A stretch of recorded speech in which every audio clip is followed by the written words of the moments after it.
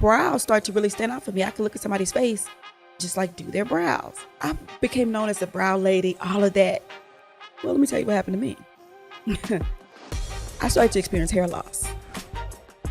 And I think that I've even started to kind of embrace the total like mess ups and failures and whatever, even the hardships. I'm like, ooh, it's gonna be good for my book. That's the stuff I say to myself. Like, ooh, this gonna be good for my book, Hi, I'm Kim Roxie, Kimroxie, founder and CEO of Lamik Beauty. And you're watching Where Are You Now with Black Girl Ventures.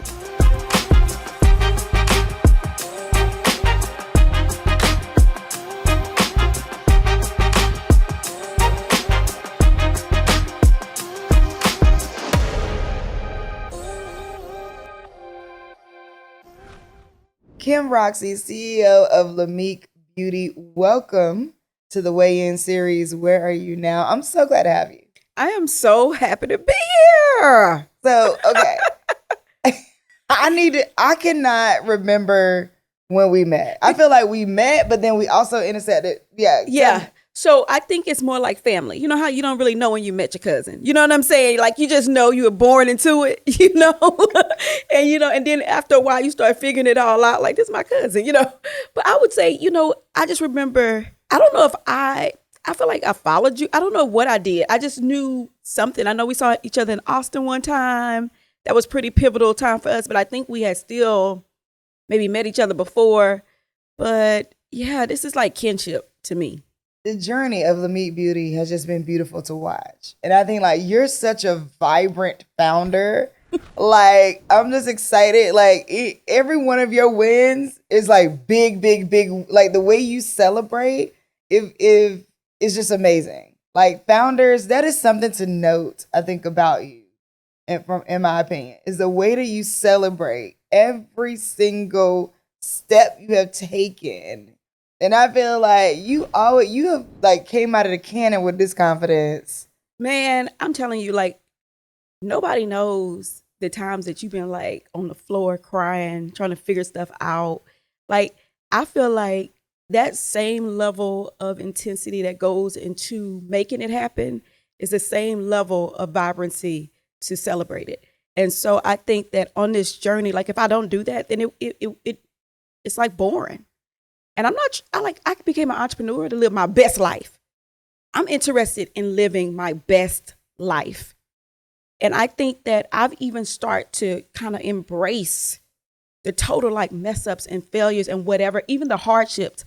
I'm like, ooh, it's going to be good for my book. That's the stuff I say to myself, like, ooh, this going to be good for my book, And then I'm writing in my journal a lot because I know my daughter is so in tune with everything that's going on. And since my mom passed, all I do is look for her handwritten notes from different things. I find stuff, you know what I mean? And it gives me life, And so I want to do that for my grandchildren, just keep it around. Oh, this is what grandmother went through. She was crying one day because this happened and these people turned it, you know what I mean? Or either she won a pitch competition or whatever it is, and I just want to have that. To me, that's leaving generational wealth at the same time. And so, yeah, I got to celebrate. I got to have fun. So let's take it back to 2018. We probably met somewhere between 2017 and 2018, for sure. Yeah. Where was Lamik Beauty then? So Lamik Beauty, originally Lamik was a cosmetic makeup shop that I had created. And that was the original footprint of it. You know how we have different iterations, right? So the original one was me having this makeup shop in Houston. I opened up when I was 21, right after I graduated from Clark Atlanta University. Saved up $9,500. My mom gave me $500, and that was the Lamik I thought, because all I had seen in entrepreneurship was beauty shops and barbershops. So I was like, okay, I'm gonna make this makeup shop where people just come and get their makeup done and get their eyebrows done. Well, 2017. I started to like look around and people were talking about getting investment and like building these like makeup brands. And I knew I had these happy customers coming in my shop and we were making things happen. But I was like, I'm not building a true company, if you know what I mean. And it was all about services back then for me. So I took all of my knowledge of running that makeup shop, put that into the product, And so around 2018, what I was doing was in Austin in a tech accelerator to turn all of that knowledge and understanding I had and turn it into a high growth company, makeup product, CPG brand. And so 2018, I was actually getting ready to launch. I was out there, I was in the tech accelerators, I was getting ready. 2019, I did a crowdfunding campaign on Our Fund Women. 2020 is when we had our deep connection, but I truly launched the national clean makeup brand, Lamik. So, okay, so I'm going through the journey. So you take $10,000, launch a makeup shop, similar to a barbershop. People coming in, you doing their makeup. Yeah. What was some of your startup costs around going from the shop to actually launching products? Yeah, some of those startup costs, I didn't even know what I was getting myself into. I didn't, because I had met a chemist who had retired from Estee Lauder. Just like very like chance meeting, very like going somewhere I didn't have no business. You know how we do. We go up in places and be like the only one sticking out like a sore thumb. But so what, right? I went to go investigate how to create a makeup line. So I went to this trade show in New York, and I'm talking to the manufacturers. I'm like, yeah, so if I want to make this eyeliner, like how much, I want to make 100 of them. They're like, what? And I'm like, I'm thinking I'm doing something. Like, yeah, let's start. They were like, no, we do minimum order quantities of like 10,000. Like, what are you? And so this guy, come to find out he's a chemist, heard me haggling with the manufacturers. And he said, here's my card, give me a call. And I did. And so while I had that makeup shop, what I was able to do with him was just experiment and just see. And so I didn't really understand how much it really cost to make a makeup line, because this chemist from Estee Lauder became my friend. And we just started like working on products. And I said, what about we make it and it doesn't have this ingredient in it? So I took a long time just like testing different things out. And what was interesting was he got really sick. And I thought, oh, I'll never be able to create a makeup line because nobody will do for me what he did for me. I know, what these manufacturers want. And he said, no worries. He ended up having a heart attack, and he was recovering. And I was so worried about him and just, everything. And he was like, no worries. He was like, you're on to something. He was like, I have a friend that's building a cosmetic manufacturing facility in Houston, where you're from, because he was in New York. We used to have to travel back and forth and do all this stuff. He said, I'm going to give you his number. I want you to meet with him. And I met with him, and he's the reason why I could even go into creating. So the startup cost for me was relationship. The currency was just relationship. I love that, because, on this journey, what I found is that, so yes, I started out like, people need money. How can I get it to them? Mm-hmm. And so that was what was my focus. And then I realized I kept navigating this ecosystem. I'm like, oh my God, people need relationships. Like, part of the major problem is that you don't know anybody. So like, even if you get access to financial capital, sometimes you could blow through that because there's nobody to be like, hey, spend this like this. Hey, don't spend that like that. Hey, go see these people. Don't go see these people. Hey, move this way, move it. And so I'm like, oh my God, people need relationships. And it's so funny because even with our relationship in terms of Black Girl Ventures, put you into a different I didn't really know that part about the chemist and the other chemist relationship. Yeah. That is so wild. You know what? I feel like relationship building is one of your superpowers. Yeah.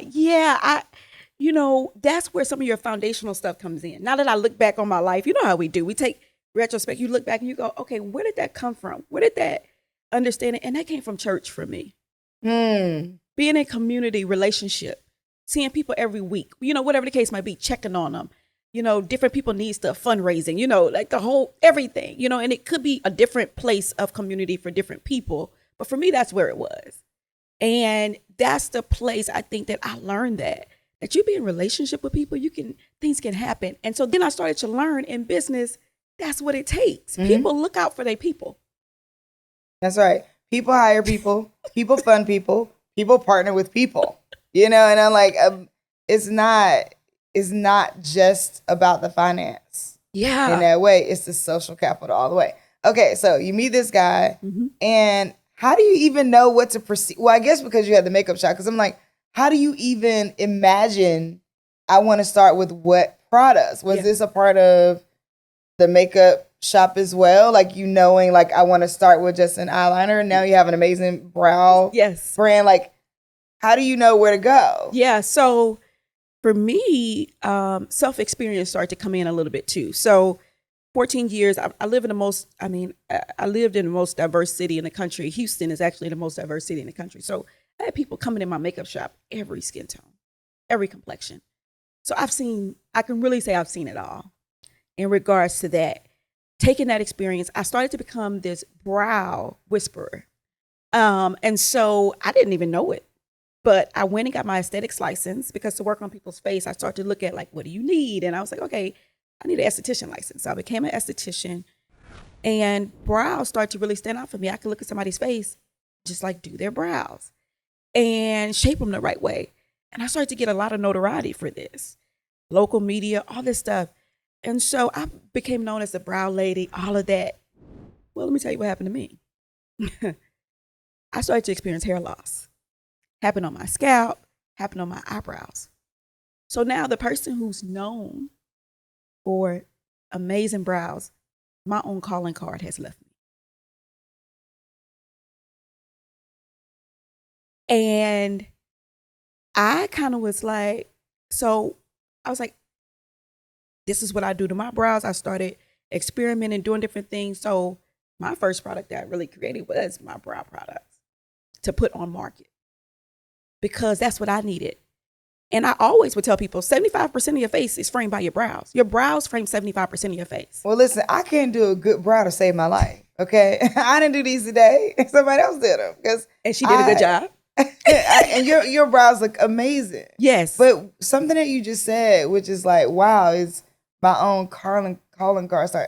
What was that like for you emotionally? And then how did you bounce back into the business while you're like, you know, did you have any types of like, not imposter syndrome, but just more like, yeah, call it out. Yeah, like, you know, like, well, how am I the expert now when I don't even have the thing that I say I'm good at? Tell me that. Yes, yeah, like that's exactly what it felt like. It felt like you can't speak on something, but you know you got the knowledge. Like I know I can do your brows, but if but mine don't look good. You know what I mean? Like, and so for me emotionally, it felt like I had to surrender. I had to surrender to what was happening. Okay, don't make me go there right now. Like I'm like, oh no, I am so into it because surrender is such a big word, right? You know, you could fight it, you could try to deny it. Yes. You could try to resist it. Yes. Yeah. And I had to surrender. I had to surrender to the fact that that's what was happening. Hair loss was happening. I got diagnosed with a form of alopecia. Actually, 3 forms of alopecia. It's happening, Kim. And so hair was such an attachment to my beauty, I thought. So I wore wigs forever. You know, I didn't talk about why I created the brow. You know what I mean? Like I would do it, but like making it the point and subject of the matter. Besides just like looking good, really understanding. And so I had to surrender. And really when we launched nationally and everything, that's really where I felt like, yeah, Kim is bigger than you. You need to just surrender. Tell the story. Show yourself. Show yourself. And it has catapulted me in ways that I would have never thought. So I'm on a journey of embracing my own beauty. I would not be honest if I was to sit here and tell you every day I feel so amazing and I feel so beautiful. I actually have to talk to myself. I have to let these products speak to me. Lamik stands for love and makeup and kindness. It's an acronym. Love and makeup and kindness. Because love and kindness is your true makeup. That's your true makeup. Because beauty is revealed and not applied. I have to let these products work on me every day. I love that. I love beauty is revealed and not applied. I also think that's a part of the idea of journey, right? Like beauty is revealed as you go through the journey, the beauty of the journey, the gratitude for the journey, the how you feel about the journey, is revealed as you go along with all the kind of like bumps in the road, or ups and the downs and things like that. You mentioned that your mom passed. Did your mom pass before or after you started the business? Mom passed when I had the makeup shop. So the makeup shop was open. She was a part of all of that. And it happened, she passed in 2014. I remember my mom passed from metastatic breast cancer.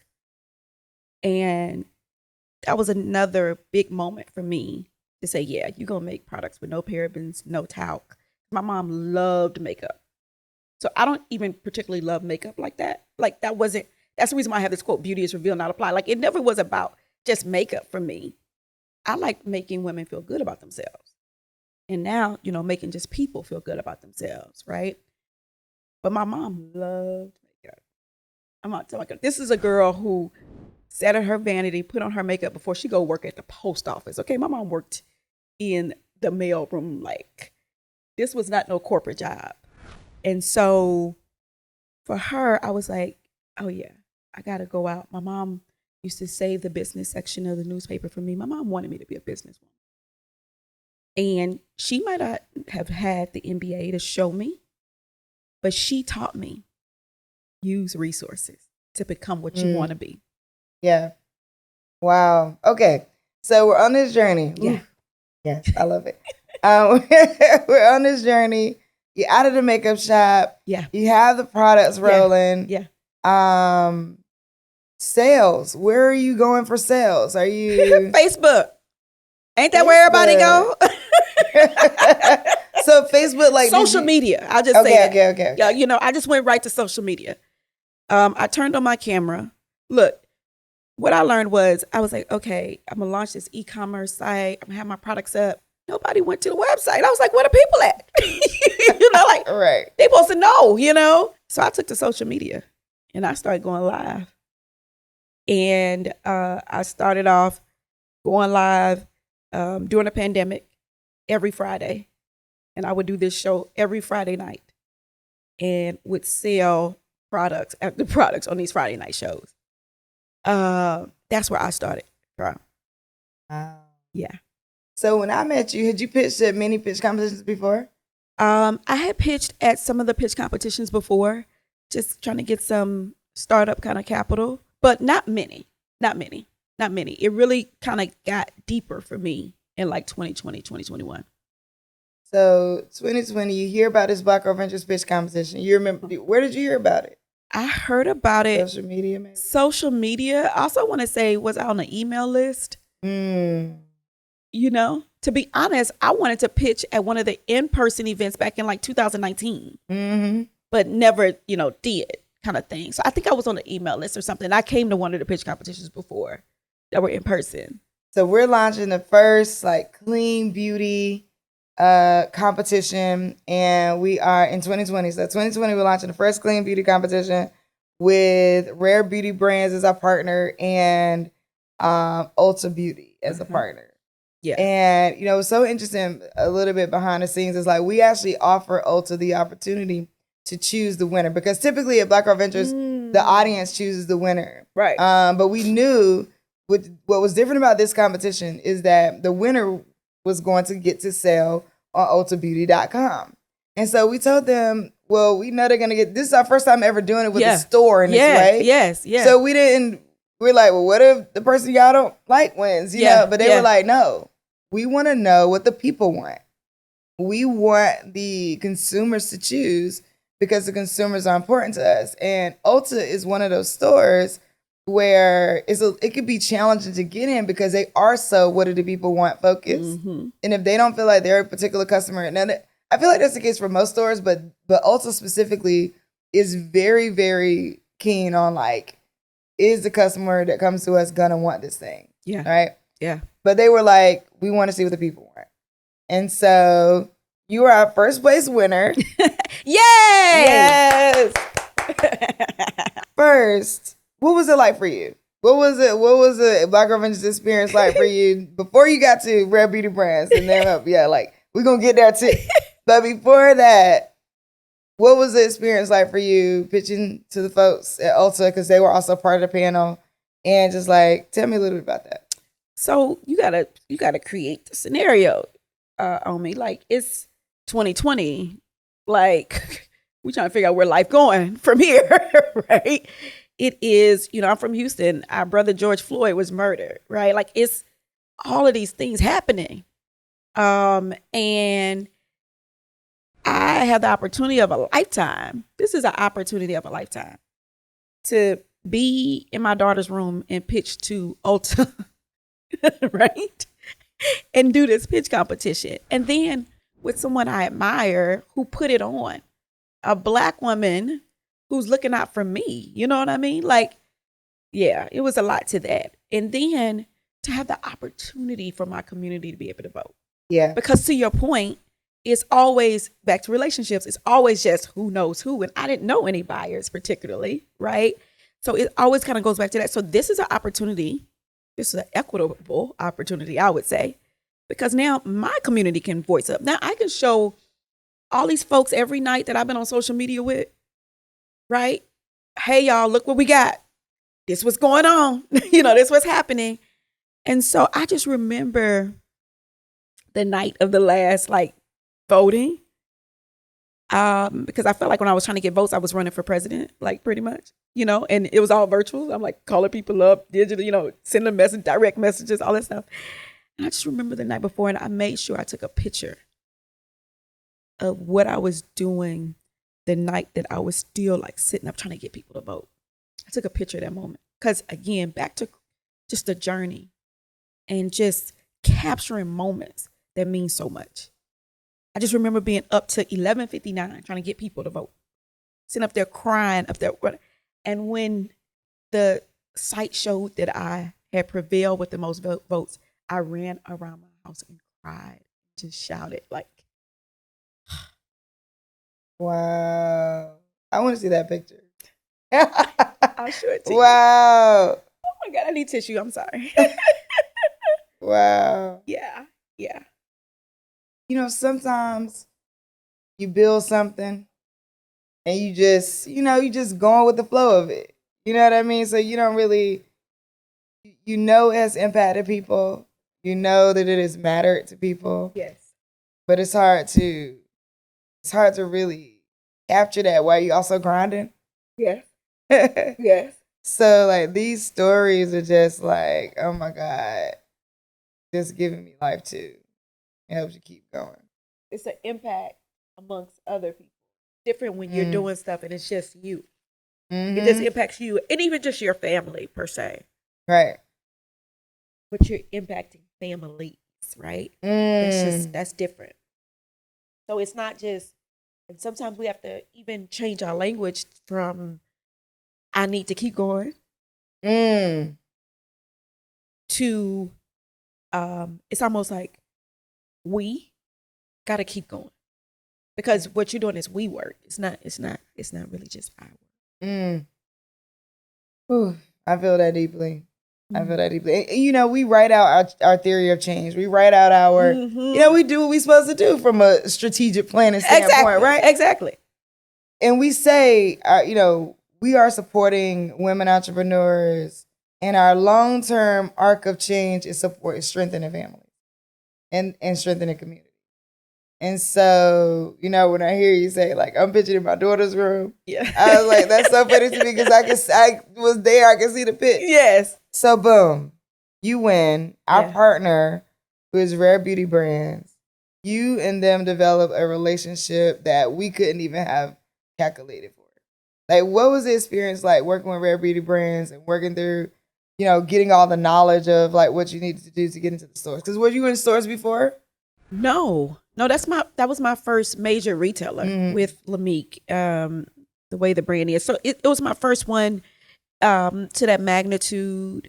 And I just decided to, again, back to the surrender word, back to just lean in on what's there for you, lean into the support that's there for you.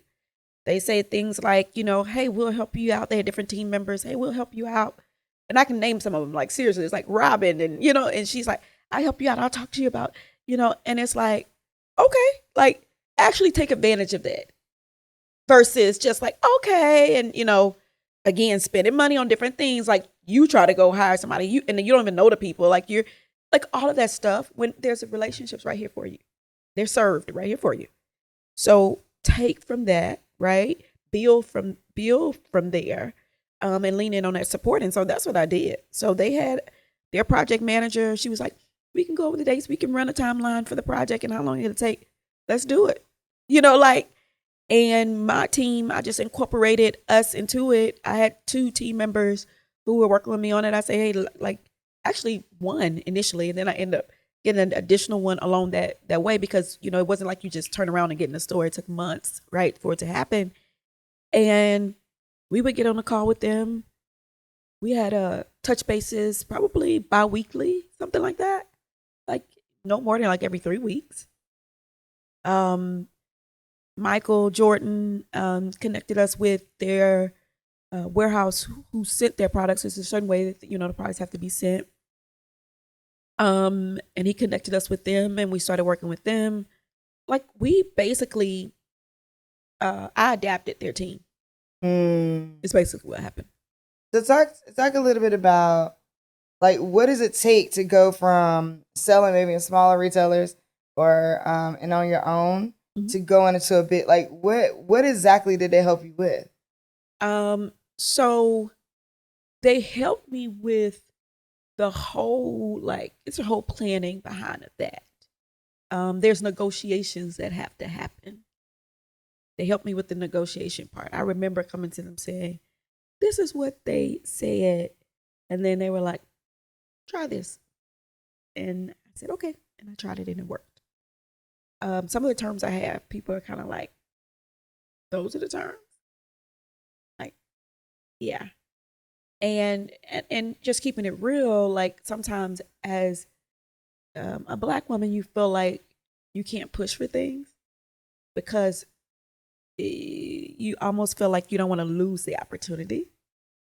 And yeah, they were like, no, I think you should go back and just ask and just, different things. So those are the things that I was able to do. And I would say that it was quite natural the way it happened.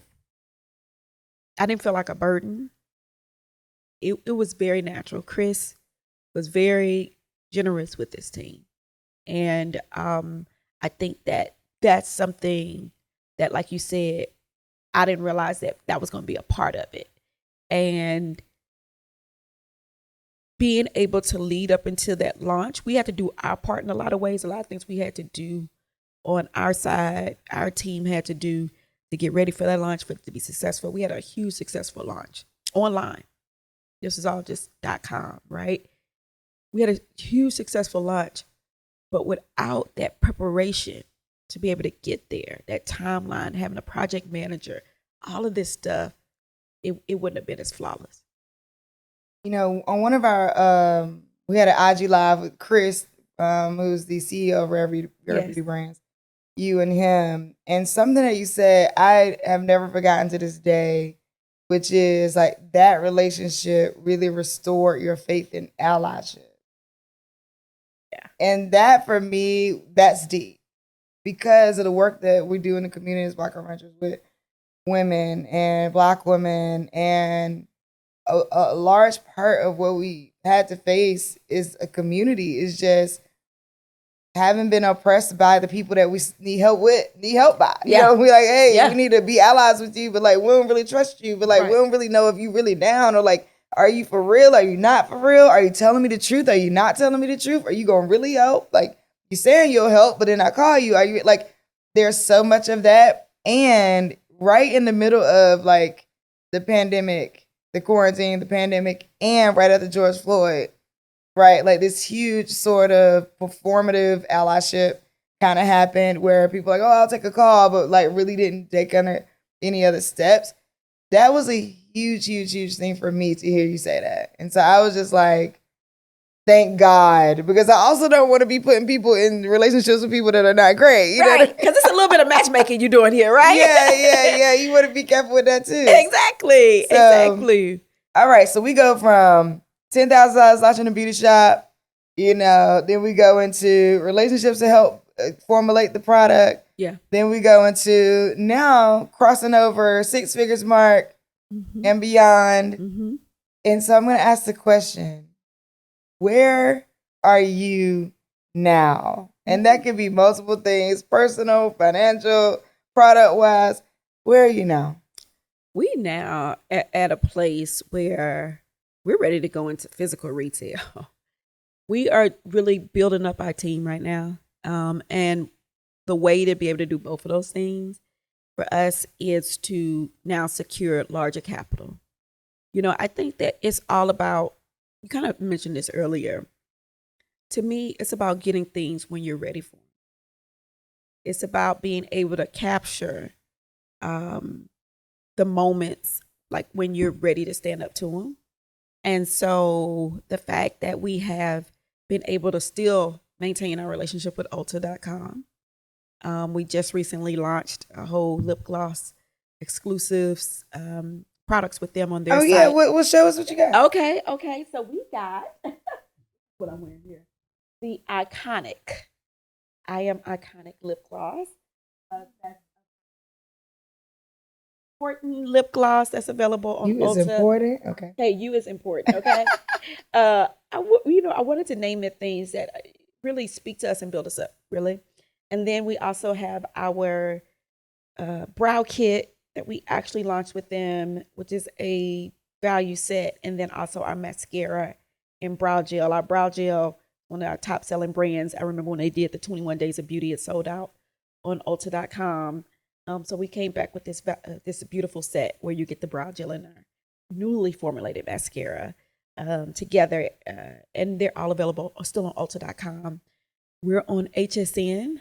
We just got. Oh, that's right. Yes. Congratulations. Thank you. We got nominated for the best brow product. It's actually happening right now. Customer Choice Award. We got nominated for a Customer Choice Award. So we're excited. I mean, against some of the biggest brands, like best brow product, from hair loss to best brow product. What? Like, come on. So we're there. We're also on 13 Loon. We are just at a place where now we're able to just like, we talk about scaling. We're really at that place now where we're ready to do that. A lot of what we've done has been grassroots. It has been winning the pitch competition. It has been working with our customers and making sure they come back and having repeat customers and building on those relationships. Now we're interested in a great capital infusion now to scale and really like grow and go into in-store retail and do all the things. Yeah. Well, it's coming because your alignment speaks to it. Your constant alignment throughout your journey speaks to staying right in alignment with what you feel and what you're doing and knowing where that's going. Yeah. It literally speaks to there's no way that it won't happen. Right? Like people will say like, oh, it was meant to be what happened. I say there's no such thing as what's meant to be not happening.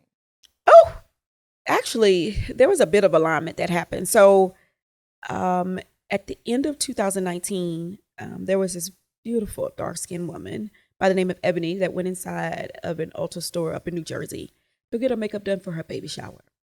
And she showed the makeup artist the picture. She had made an appointment with the location, and she showed him the picture.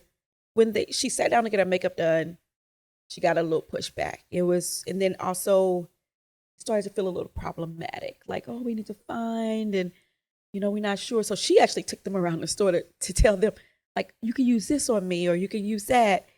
And when she got done, you know how it is. You've been pregnant before. Like, she was a bit emotional. Like, this ain't what I thought I was going to get kind of thing. And my face not looked the way that she liked. So she said after her baby shower, she just kind of put a picture on Twitter. She was like, no malice intended. She just wanted to say, hey, people should understand how to do all skin tones and also have products for all skin tones so they can show up. So she kind of did one of those, this is what I asked for versus what I got pictures side by side. She said she woke up the next day, phone blasted, notifications going off. like all these different platforms picked it up. It went viral. Someone sent the picture and the post to me. And I immediately, as a dark-skinned woman, felt her, like, know what that feels like, walking away feeling ashy, all of the things. And I contacted her on Instagram because I noticed that she lived in Houston. And so I was like, I just let her know, hey, if we can do like a maternity shoot for her. I know I can't bring back her baby shower moment, right? But I was like, if I can do a maternity shoot for her, I'll do her makeup. We'll use my products on her that we're ready to launch, all that kind of thing. Because now it's 2020. And when I contacted her, and so she responded back and was like, I would love to do a maternity shoot. So I hired a photographer, a stylist. I did her makeup. I used Lamik on her. I used our brow kit because actually one of the things was that like her brows looked so faded towards her face. And so I used the brow product. And she was like, brows are so hard for me to get that actually that I could do, but then also that shows up on my skin tone. Because she's even more deeper complexion than me. And I did that, not thinking anything of it. This is like maybe February or so. And we did the pictures. She was happy. She put on Instagram, kind of gave people an update. By the end of 2020, what was I doing? In a national beauty pitch competition to win to get on Ulta.com. So you know what I did. So one of the things I did was I immediately called her. She was one of my first calls. I was like, girl, we getting on Ulta.com with Lamik. You got to be one of my models for the website. Right now, her face is on Ulta.com. Oh, wow. Because of Lamik. So she went from, walking in the store, not having something that shows up or feeling seen to that. But that's not where the story is.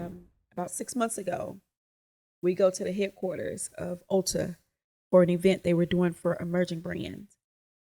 And she does content now. Like she got into content creation and all of that after she went viral.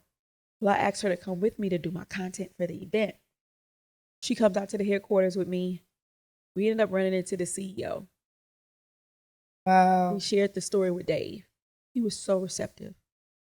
Heard her, she was like, now because Lamik is there, their brow products show up on me. The other ones used to be so gray or not show up on my skin tone. He was so impressed and also so thankful that Lamik was able to be that solution for her. He ended up taking a selfie with me, putting it on his Instagram. That went crazy. So, yeah.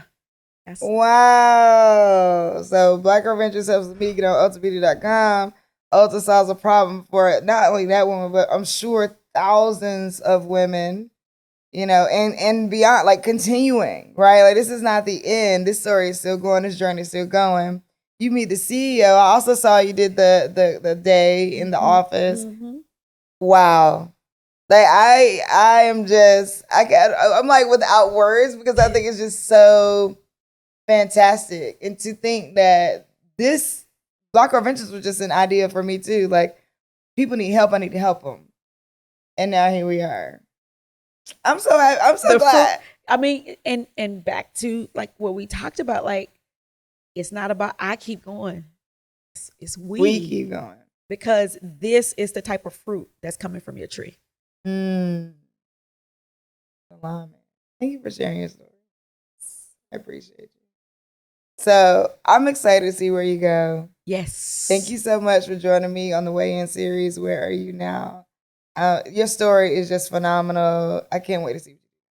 I cannot wait too. And I gotta tell the other thing that I've been on top of that I just started my first live show with is TikTok Shop. Yes, you gotta get into the TikTok Shop. I just started my live show though. We're on TikTok Shop, but then I just did my first live on there. So I'm excited about growing that channel too, because I came from doing live shows to get people to buy our products. We're going to keep that momentum, and I think to continue to grow our community, we're going to keep it up. Oh, you're going to kill it on TikTok Shop then. Because literally, it's ridiculous how much stuff I need to be stopped. The number of things I click and buy. Keep going. It's I got you. I'm definitely buying some. But thank you so much for joining me. I appreciate you, Kim. This has been great. Love you.